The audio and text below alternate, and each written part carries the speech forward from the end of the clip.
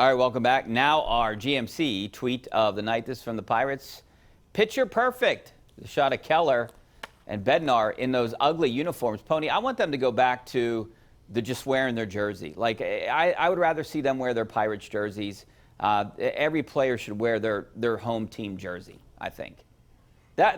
Those National League uniforms, I think, are awful. Awful. Who designed those? Yeah. Probably some, artsy-fartsy type in Seattle that made a name for himself, and Major League Baseball probably and Nike probably paid him way too much money to come up with the design for that. I agree with you. I like when they wear their uniforms. The other thing that they veered away from was the traditional announcement of the teams. Get them on the first baseline and third baseline and have them tip their cap like they've done for 100 years to introduce themselves during the All-Star game. I hated them running out for a red carpet. You got little leaguers around them. The little leaguers are so far apart. They run over to one side to give high fives, and the poor kids on the other side got no love. It was so awkward watching these guys. They didn't know what to do. Their arms weren't long enough to give both sides high fives. So, yeah, I mean, if it ain't broke, don't fix it. Yeah. The traditions of the All-Star game for baseball are so much better than the other All-Star games. And I felt like in this case they tried to reinvent the wheel.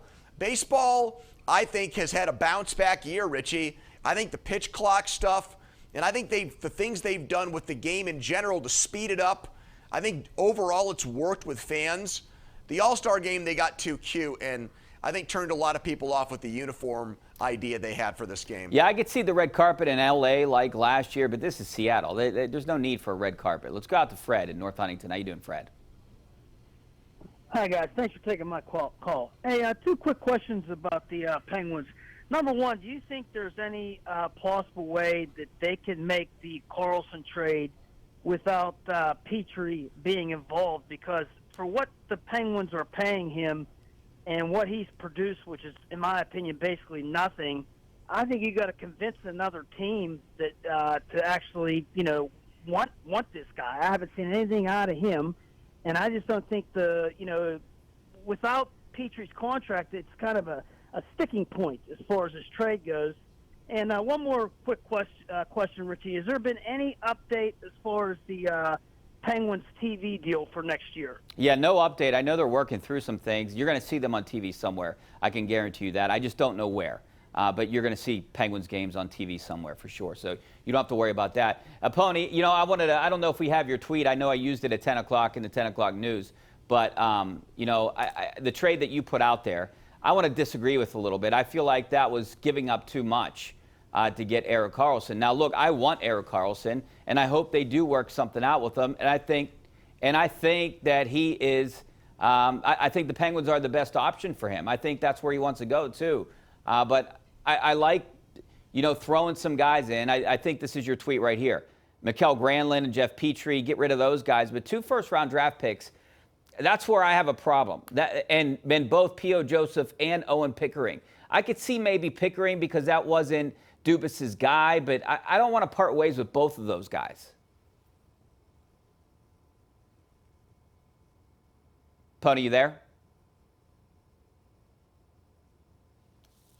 All right, we're having a little audio problems with Pony. I can't hear him there. But this is his trade that he wanted to talk about, potential Penguins-Sharks trade for Erik Karlsson, Jeff Petrie, Mikael Granlund, and with at least one going to a third team. Now, you're dumping salary there. That's a good thing for the Penguins. I agree with that. But then you got to give up P.O. Joseph, 2 first-round picks, and Owen Pickering. I think that's just too much. I think maybe an injury has played a factor in this, right? He was injured there with a back issue. Maybe there was more to it than they led on to. But, he's definitely underproduced that contract. Yeah, it's bad timing. I mean, Brian Reynolds has had a below-average year right after he got the biggest contract in Pirates history. But if you compare his numbers this year to last year, they're not all that different. He's on pace to have a very similar year. We've just raised the bar for him because of the money he got, and to the caller's point, most of his power production came in the first 2 weeks of the season. Yeah, he's not on. I'm disappointed in the home run production right now. He's not even on pace for 20 home runs. So that's Nope. That's a big disappointment for me. We got to take a break. Back with more of your phone calls coming up next. Stay right there.